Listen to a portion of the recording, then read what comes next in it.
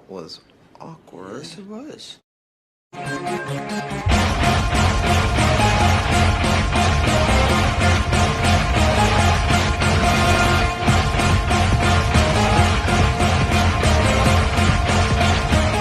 What's good, everybody? This is your boy Jagging off the Go to Jags YouTube. Now for the Bull City Duval, we in a fucking building yet again. Alright guys, it's finally time to reveal draft grades. Now, I know the draft happened a month ago and it's taken me a while to get to this, but I finally had time to analyze like these picks, look at everybody, see what I like, see what I didn't like, and actually be able to put it into a video. And the reason it takes so long, the best I can really say is life gets in the way sometimes. You know what I'm saying? So, I guess better late than never. So, we're going to go through the Jaguars 2023 draft. I'm going to go through each pick and tell you what I thought of it. And overall give me a grade. And then at the end of this, I'm going to give the Jags draft an overall grade. And my best pick, my worst pick, my biggest sleeper, and who I see making the biggest impact on year one. All right, so I don't know if I've actually ever explained my grading process when I do these in a video. So how it's going to work is the value of the pick, the position of need, whether it was a trade or not, and really how I feel about just the player overall. All of these are going to factor into the grade of the pick. So let's get on with it, shall we? First round, pick 27, the Jaguars selected Anton Harrison, an offensive tackle out of Oklahoma. And we actually traded down twice with the Bills and Giants, got 3 picks for it. Oh shit. Hold on. And I'm just gonna hold my notes here because I wrote shit down. So if you see me look down like this is what I'm doing. But anyways, yeah, Anton Harrison, we traded down with the Bills and the Giants for this pick, and we took Anton Harrison. Now, I know a lot of people saw my night one reaction to this pick and think, oh, I hate Anton Harrison. And I don't know if I've said this in a video or not, but that honestly could be further from the truth. I actually do like Anton Harrison. I think he's pretty good. I think he'll be a solid tackle. My problem with this pick was, and look, before I even tell you my problem with this pick, like, I've heard all the arguments for it, and they're 100% valid. I get it. Protect Trevor Lawrence. You can never go wrong with it, which is correct, which is one of the reasons I'm not breaking shit in my house over this pick. So, I'm okay with it.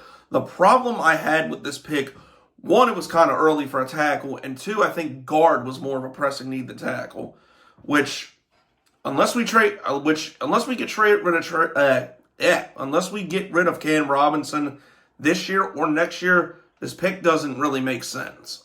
But if you are able to swing a deal for Robinson and Anton Harrison ends up being a solid right tackle, and Walker Little becomes your cornerstone left tackle, and he's likely to get another deal, then yeah, this is a good pick. So all that into consideration, I gave the pick a B, just because, like, yes, we needed O-line help. Yes, I think Anton Harrison's solid. And also the other thing that pissed me off about this pick, Nolan Smith was right there at 27, which would have been insane value and would have helped our pass rush a ton. So that's those are like my biggest problems with this pick.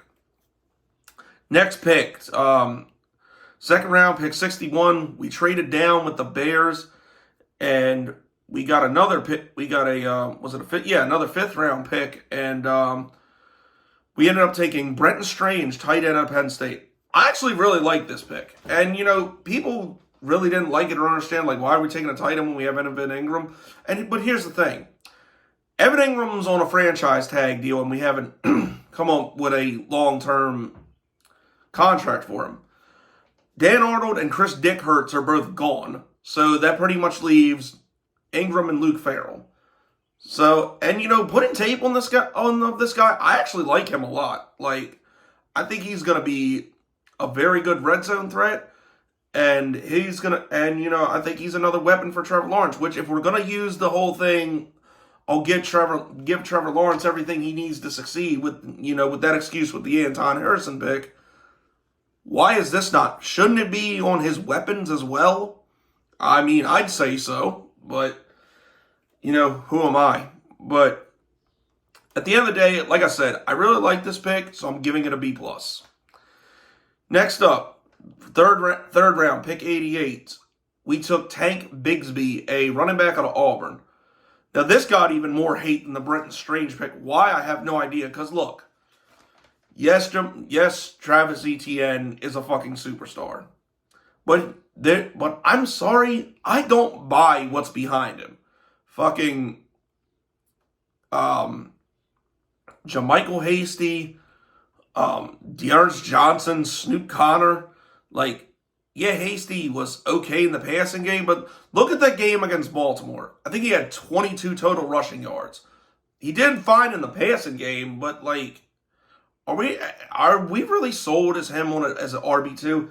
And Dearness Johnson, yeah, he was good 2 years ago when in Cleveland when Nick Chubb and Kareem Hunt got hurt. But what the fuck has this guy done since? And Snoop Connor, don't even get me started. So, I'm sorry. I think we need another running back, and he's a perfect contrast to style to Etienne. He runs hard. He can plow people over. He's a good in-between the tackle runner. I'm sorry. I like this pick. It's a B. Next up, fourth round, 120, pick 121. We took Ventrell Miller, a middle linebacker out of Florida, and we got this pick from Tampa Bay. Oh, God. I'm not even sure what we traded Tampa Bay, but can we get it back, please?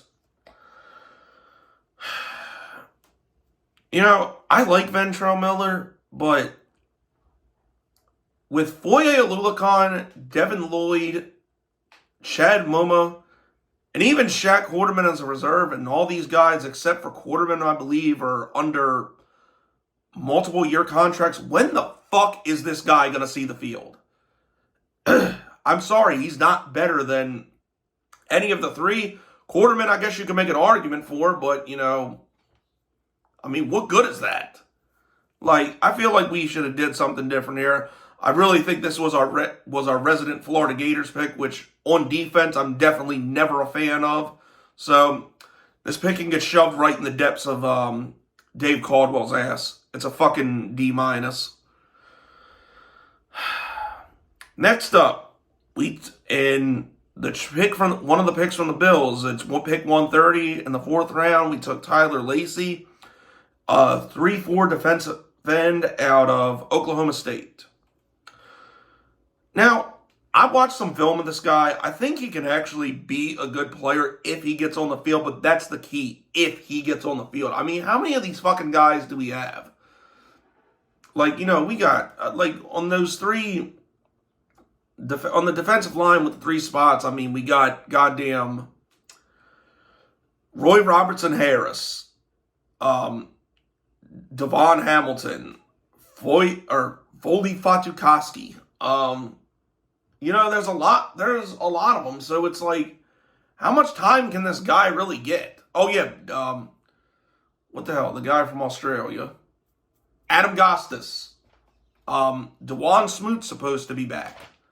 It's like, yeah, I think he could be okay if he gets time, but it's like, how much time is this guy really gonna get?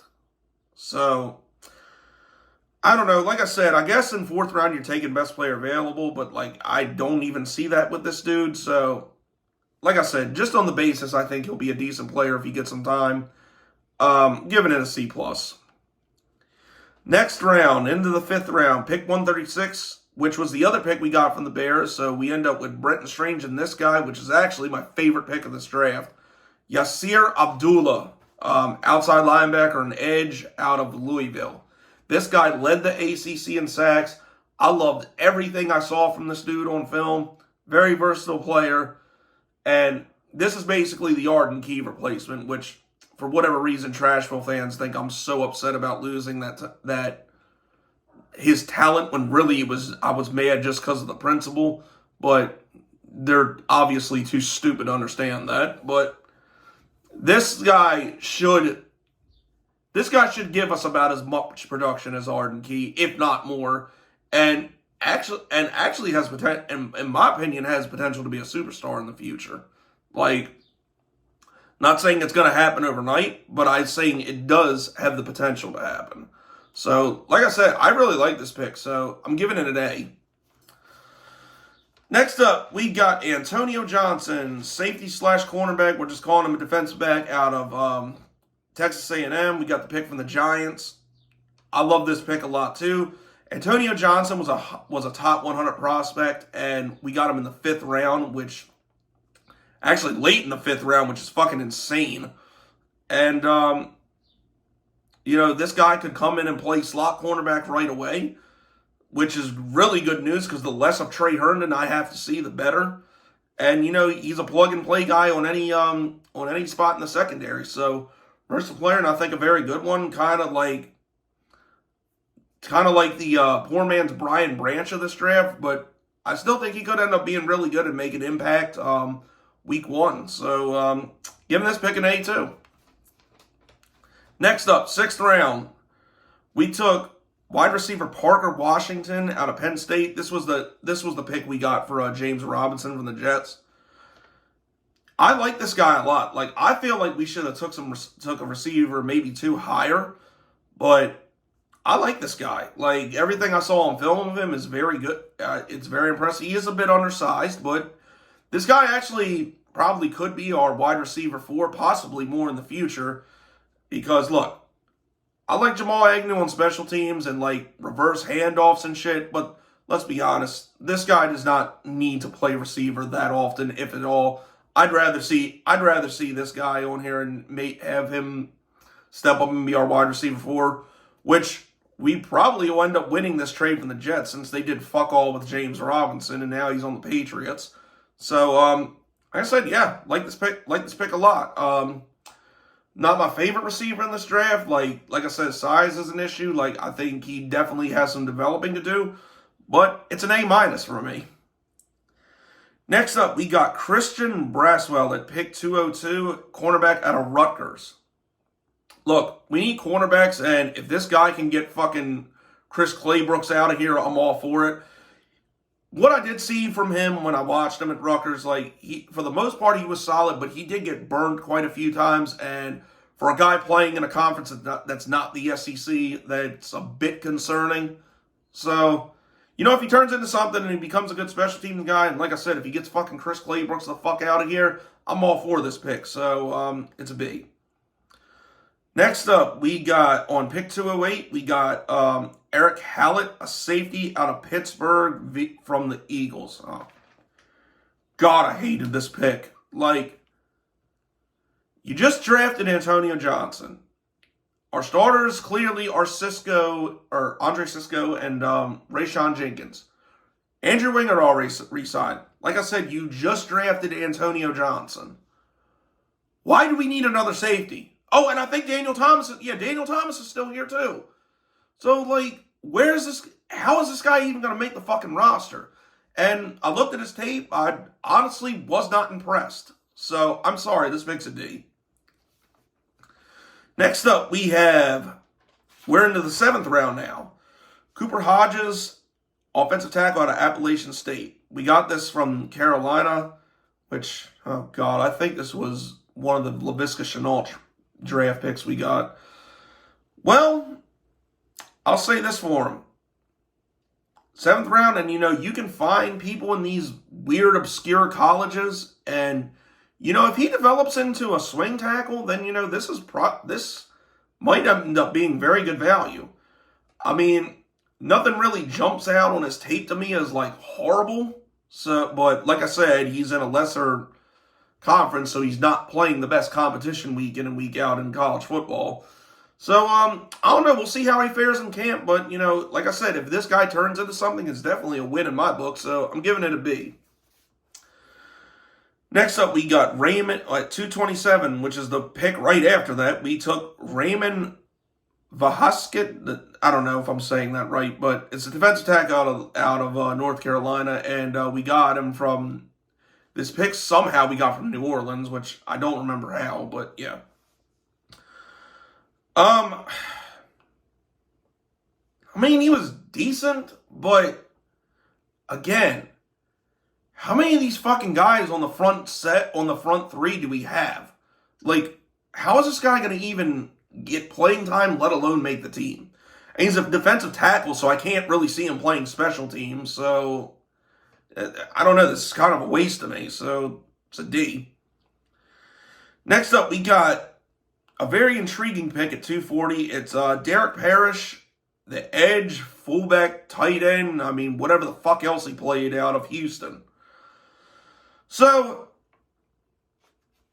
you know, I don't know if he's going to get much time as a defensive end. And, you know, he does play fullback, which I guess is good. We could use one of those. I mean, instead of wasting a tight end there. And apparently he does very good work on special teams, so I guess that's a win. It's just, I'm not really a fan of these picks where dudes play multiple positions. But I don't know, if he makes a roster spot and can make an impact somehow, I mean, that's cool. Like, anything I saw of him, and, you know, he's decent, so, you know, whatever. You know, whatever. And like I said, it's the last pick we got from the Giants in the, in the double trade down for Harrison, so giving it a, so, you know, on that preference alone, I'm going to give it a C. So that concludes each individual pick. Overall, there were some great picks in this draft. There were some decent to good picks in this draft. There were also a couple what the fuck are we doing picks in this draft. So I'm gonna round it up and go on the benefit of the doubt, and hoping a few of these guys can prove me wrong. And I'm gonna give it a B. Solid draft, but not really something that's overwhelming. I mean, for a team that finishes in the playoffs, and then, you know, I don't think, and you know, you don't have like a top 5 or a top 10 pick. It's really not. Chances are it's really not gonna, you know, wow you, depending on some things. But like I said, overall it was solid. It wasn't like egregious. It wasn't offensive or anything like that. So I'm gonna say it was a B. Best pick to me, I think, was Antonio Jonson, just for the value alone and the fact that, you know, he can instantly make an impact day one on this defense. Worst pick, sorry, because he comes from Florida. I got to give it to Ventrell Miller because it made no fucking sense whatsoever. Biggest sleeper pick, I had a tough time choosing between Yasir Abdullah and Brenton Strange. I think both are going to be solid players.